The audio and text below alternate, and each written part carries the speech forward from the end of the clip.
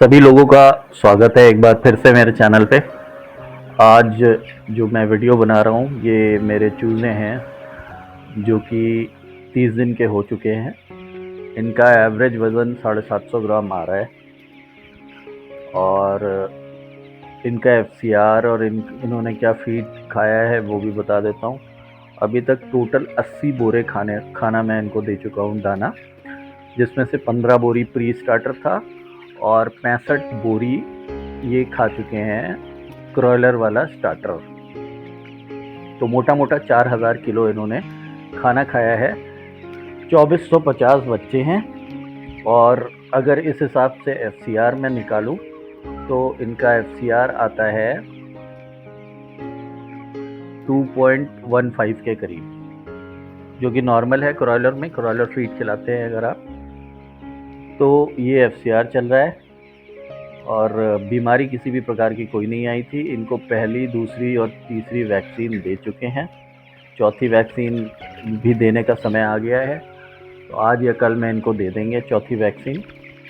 Vaccine कौन सी लगानी होती है, क्या लगानी होती है, ये सारी जानकारी मैं पिछले वीडियोस में भी दे चुका हूँ।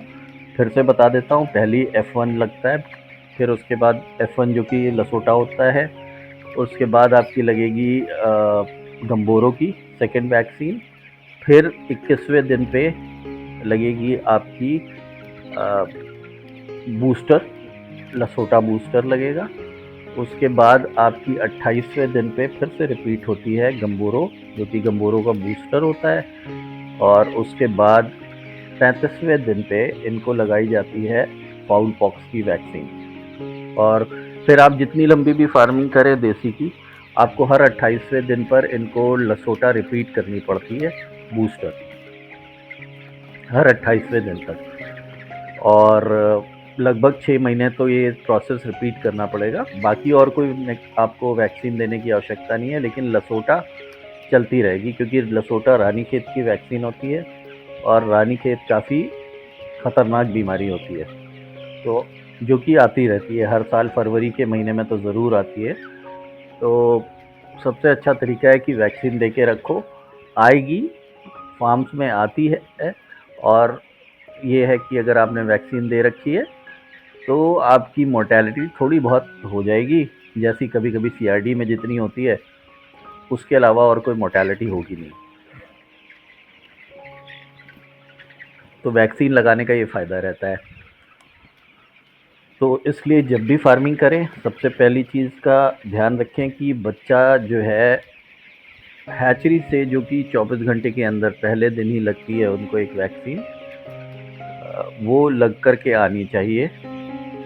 उसके बाद आपको 4 वैक्सीन तो करनी है, 7वें दिन पे, 14वें दिन पे, 21वें दिन पे और 28वें दिन पे, और एक 35वें दिन पे, जो कि फाउल पॉक्स की होती है। फाउल पॉक्स इतनी खतरनाक बीमारी नहीं होती है, लेकिन ये होता है कि भाई क्यों तकलीफ देनी मुर्गे को, क्योंकि इससे क्या होता है, जब फाउल पॉक्स आता है तो मुर्गों में उनके पूरे बॉडी में दाने दाने पॉक्स, जैसे चिकन पॉक्स होती है वैसे ही फाउल पॉक्स होती है। हमारे इंसानों में चिकन पॉक्स, मुर्गों में फाउल पॉक्स होती है। और ये है, उसमें मोर्टेलिटी नहीं होती है, लेकिन ग्रोथ रुक जाएगी मुर्गे की और दाना खाएगा, बुखार रहेगा उसे, और टोटल फिर वो सारी तरीके से फार्म से जाने में फाउल पॉक्स को करीब 1 महीना साफ होने में लग जाता है। तो अगर आप देसी फार्मिंग कर रहे हैं तो फाउल पॉक्स की वैक्सीन ज़रूर लगाएं 35वें दिन पे। उसके अलावा जो रानीखेत है, रानीखेत जब आती है तो अगर नॉन वैक्सीनेटेड फ्लॉक है तो वो 100% मोर्टेलिटी करने की क्षमता रखती है और नॉर्मल तरीके से भी 70% बच्चा मर जाता है। तो इसलिए इसकी भी वैक्सीन बहुत ज़रूरी होती है। उसी प्रकार से गंबोरो भी बहुत ख़तरनाक बीमारी है, तो इसलिए इन दोनों की वैक्सीन होना बहुत ज़रूरी होता है। अब बात कर लेते हैं एफसीआर की। तो टोटल इन्होंने 80 बोरी खाया है, जिसका मतलब है मोटा मोटा इन्होंने जो है 4000 केजी फीड खा लिया है। और एफसीआर निकालेंगे 2450 बच्चों पे, तो आपका 2.15 ही आएगा। अगर आप चाहें तो आप निकाल के अपनी तरफ से भी देख सकते हैं कि क्या एफसीआर आ रहा है। ब्रॉयलर के लिए नॉर्मल एफसीआर है। बाकी बात करते हैं जो इनको दवाइयाँ चलाई हैं, इनको एक तो मैंने चलाया है लिवर टॉनिक, ब्रोटॉन। जब इनका प्री स्टार्टर से स्टार्टर पे मैंने शिफ्ट ओवर किया था, तो लिवर टॉनिक और विमराल B12 ये देना ज़रूरी होता है, तो ये दिया है इनको 2-2 दिन। उसके अलावा कोई ख़ास दवाइयाँ नहीं चलाई हैं। बाकी कोशिश ये रहती है कि पूरी तरीके से हेल्दी रहें। फार्म पे नज़र रखते हैं, हर चूज़े पे, हर बच्चे पे दिन में एक चक्कर मार के देखना चाहिए फार्म में कि फार्म की क्या हालत है, ताकि आपको आइडिया रहे कि कोई बीमारी अगर आ रही है तो आपको समझ में आ जाएगा। क्योंकि चूज़ा थोड़ा सा आपको ढीला नज़र आएगा, उसमें एक्टिवनेस नहीं दिखेगी, बैठे रहेंगे कोने में, तो इससे पता लग जाता है कोई ना कोई बीमारी के लक्षण आ रहे हैं। और अगर आती है कोई बीमारी तो उसके हिसाब से इलाज किया जाता है। आइडियली इनमें CRD आ जानी चाहिए थी, लेकिन इसलिए नहीं आई CRD क्योंकि आप नीचे देख रहे होंगे ज़मीन पे, एक तो भूसी नहीं है तो गर्दा नहीं उड़ता है, तो सांस रिलेटेड इनको कोई इशू नहीं है। और यूजुअली 25वें-26वें दिन पे CRD आती है, लेकिन नहीं आई क्योंकि अर्ली ब्रूडिंग निमोनिया हो गया था और इनकी दवाई उस समय भी चल चुकी थी, तो शायद ये वजह है कि CRD नहीं आई। इनको बहुत दिन पालना नहीं है, 1700 ग्राम करके इनको बेच देना है।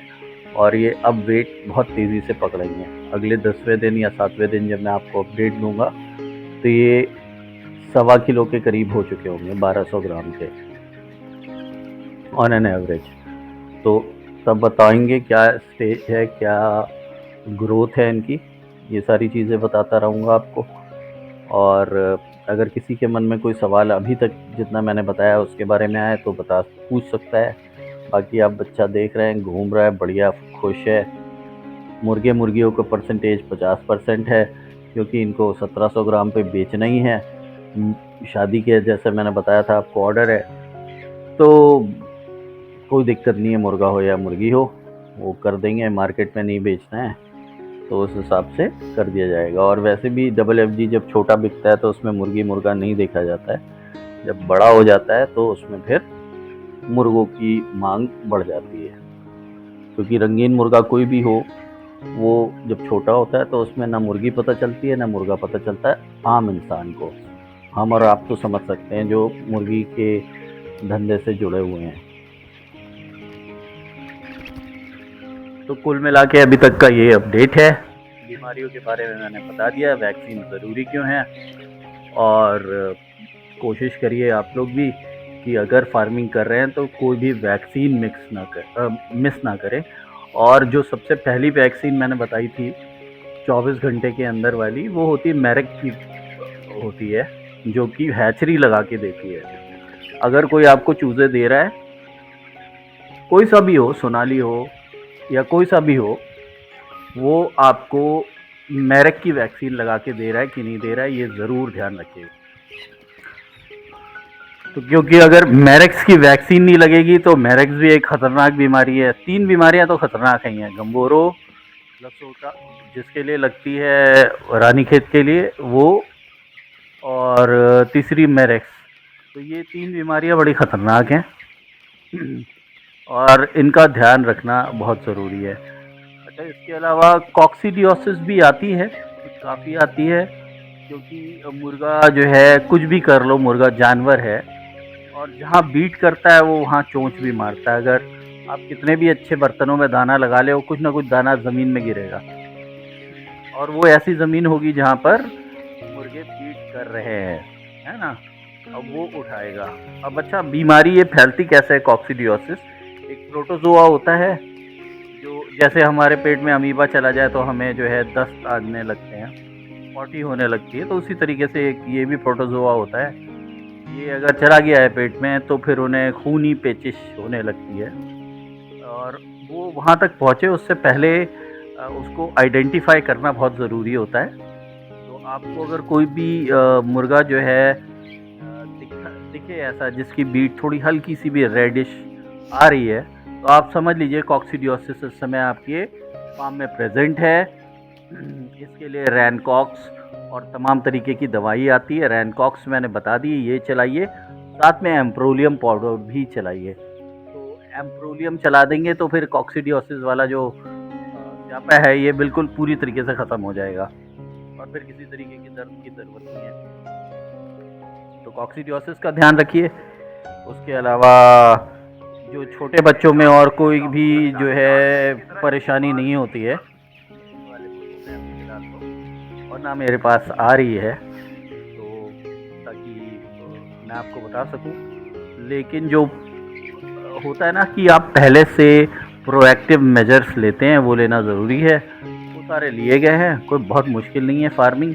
और अगर आपने ज़रा सी भी लापरवाही करी तो फार्मिंग बहुत मुश्किल हो जाती है। तो इन चीज़ों का ध्यान रखें और फार्मिंग करें। किसी प्रकार की कोई जानकारी चाहिए हो मुझे मेल करें ताकि मैं आपको हेल्प कर सकूं। और जल्दी मैं एक लिफ्टर के साथ एक इंटरव्यू डालूंगा, उनको बिठा करके वो आपके जो भी डाउट्स होंगे वो सारी चीज़ें ऑलमोस्ट कोशिश करूंगा कि मैं क्लियर कर दूं। तो आप उस लिफ्टर से मुझे क्या सवाल पूछने चाहिए वो भी ज़रूर डालें, क्योंकि मैं अपने सवाल तो पूछूंगा ही पूछूंगा। तो वो लिफ्टर भी हैं, वो फार्मिंग भी करते हैं और वो आपको काफ़ी जानकारी दे सकते हैं देसी मुर्गे के धंधे में इस समय क्या चल रहा है। तो यहाँ तक वीडियो देखा आपने, इसके लिए बहुत बहुत धन्यवाद। लाइक सब्सक्राइब किया है तो बहुत अच्छी बात है, नहीं किया है तो कृपा करके कर लें ताकि आप इस तरीके की जानकारी और प्राप्त कर सकें। धन्यवाद।